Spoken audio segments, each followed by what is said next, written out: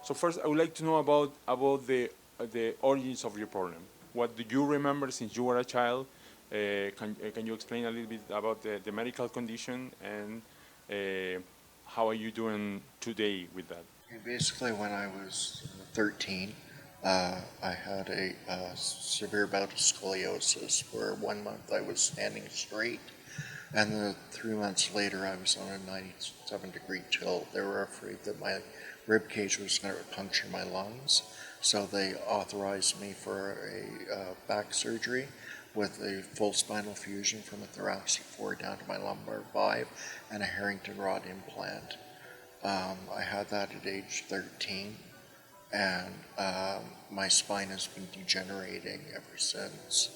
So when I was 16, I had the spine of a 70-year-old. The first time I noticed there was something different with Scott was when he was 2, and he used to run around in circles and scream. And we finally figured out that he was having severe headaches, even at 2, and which progressed as he grew older to migraines.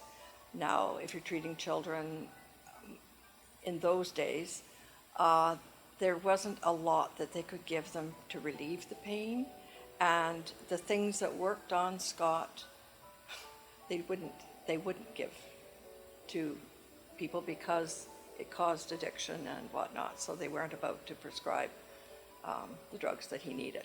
We eventually got him into a back specialist because I suspected a scoliosis, and sure enough, he had a scoliosis. He flipped over very quickly from basically straight up to almost a 90-degree angle. His curvature was quite dramatic. What was the trigger of the conversation that you have with your parents or with yourself? You were, of course, an adult already, to finally decide, said, I really need to get ODSP because I just can't keep on doing this anymore. When I was just diagnosed with having 2 canes, that doctors said that I can't have stairs anymore. It was a fall risk. So I was put into he suggested moving into an apartment building.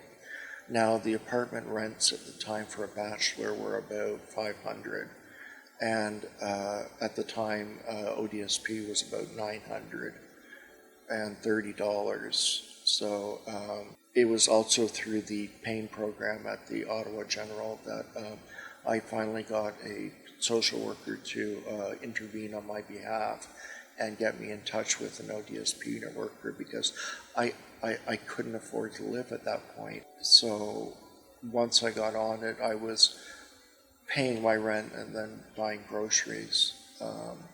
And I was doing okay in the 1-bedroom apartment until I went into the wheelchair. And then all of a sudden I had a bit of a problem because nothing in Ottawa is really built to code. I think my biggest fear right now is that I'm aging, that I'm not guaranteed tomorrow, and I would hope that the government would listen to give them at least enough for rent, where they have some dignity in life.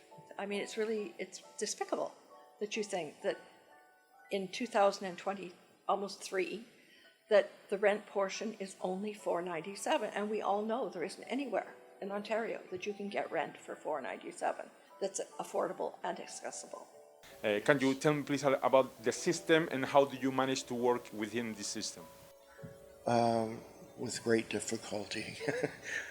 Basically, the system of ODSP is put under the same thing as welfare, child benefits,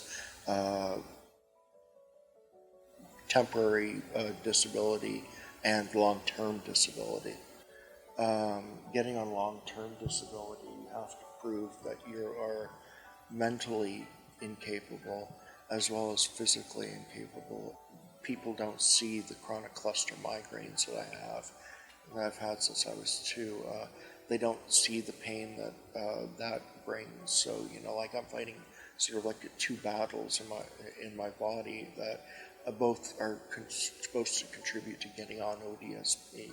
The pain is unbearable at times. Like, I will have days where I physically cannot get out of bed because the pain is overwhelming. And if I try and raise my head above the horizon line, I get sick, physically sick. You have to basically prove those two things. And they were difficult to prove until they basically said, look, he's at the end of his ropes, he's getting suicidal, we should push through for ODSP. These days, RNAO has been pushing to double the amount of ODSP. What is for you really, really important for the government to understand now about you?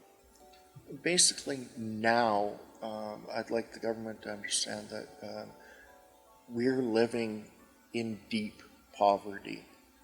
The average, the poverty line is $24,000. I make just over $13,000 a year. It puts me in a deep poverty level. 1998, we were getting $936 for rent and for our basic needs. And 24 years later, we're getting $1,160. And that's only a $232 increase for over a 12-year period. What do you think about RNAO stepping in the situation, asking for doubling the amount? I think because they're a recognized force in Ontario especially, and now it's getting to be worldwide, I think if they're supporting an issue, then I think we've got a voice. I've always said, every nurse's voice makes a difference. And I think the more we speak up, the more the government is going to have to listen at some point. Just having Scott do these few little interviews has made a big difference in his life, because he now sees that a voice can make a difference. I think nursing is powerful. I think people trust nurses. You could get a bunch of lawyers, I bet, that could come out and speak about ODSP that wouldn't get half the reaction. But nurses know they're 24/7 in the healthcare system.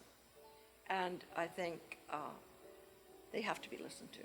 I see that you're a person that is very outspoken, you don't hide what you feel, but still I can see some inner peace. After all these years and the struggles that you have been living, how do you keep your serenity? It was a long route through a lot of different, I like reading, and a lot of the different authors that I was reading were suggesting journeys that you go through, and doing self-help. And my mother worked palliative and long-term care with mental health issues and whatnot, so she was able to help me come to grips with a lot of the problems that I seem to have. I tutor people in mathematics, and I don't charge, but I tutor people in mathematics, and I've had amazing results and amazing turnarounds with the students that I've had. They've gone from maybe a 54 average up to 97. So I've had cases like that which say, yes, you can make a difference. And it's that ability to make a difference that I think has brought me that inner peace that I can carry around. He trusted me when I said that he was a good person, that he had a possibility of a life beyond his illness, that he could get married if he found the right person. It wasn't an impossibility. That there was a life after all he'd been through, and that what I tried to emphasize was, if you don't speak up about it, people don't know about it. And this is where we've come today, and Scott's able to speak and realize that he can make a difference.